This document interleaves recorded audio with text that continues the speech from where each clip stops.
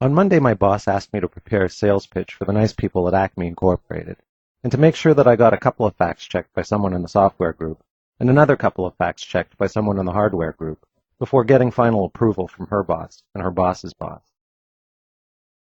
On Tuesday morning, I worked hard to finish the presentation, then sent it to 3 coworkers, Peter, Paul, and Mary, to check. Peter and Mary sent back basically the same comments, but didn't copy each other, and both suggested that I learn to spell the word definitely.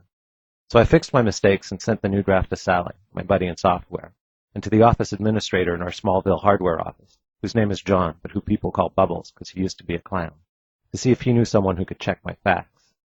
Bubbles sent me a quick note saying he knew the perfect guy and not to worry, and Sally sent a note saying she'd check my presentation through on Wednesday. That's when I got some really useful comments from Paul, who's slow but insightful, so I made quick fixes and sent another version through to Sally and Bubbles. On Wednesday, Sally sent me her comments, and I realized that they impacted the hardware assumptions. So I sent a note to Bubbles, but got an out-of-office notice saying that he was at a clown school reunion and would be back next week. So then I sent a note to everyone I know in Smallville, asking if they knew who this perfect hardware guy was.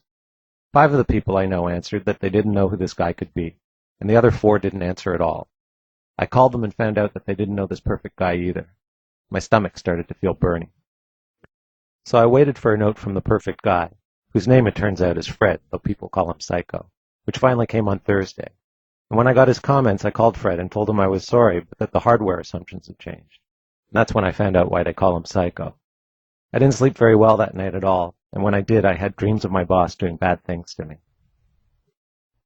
By Friday, Psycho had cooled down a bit, and he sent me his comments on the new version of the pitch, which I promptly sent to my grandboss and my great-grandboss. My great-grandboss wanted to know why the software section had changed. So I looked through my email and found Sally's note, sent it up the chain. Both my boss and my great-grandboss were happy then, and approved the pitch, which is a good thing, because we were meeting the client on Monday.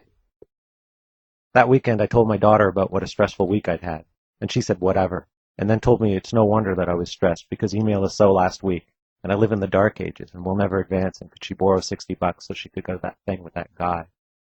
And as I gave her the $60, I asked her what she meant, and she said I should be using Web 2, which I thought was for social things, but she said that no, it was for collaboration too, and she knew that because she saw something on YouTube, whatever that is, about Enterprise Web 2 and Lotus Connections, which sounded familiar because my company has that.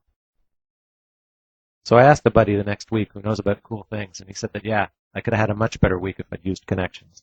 On Tuesday, I could have posted my draft in my files area on Connections, then sent a link to Peter, Paul, and Mary, and to Sally and Bubbles at the same time from right inside Connection. Then Bubbles could have sent it to Psycho, and I could have seen that he did that right there in the tool.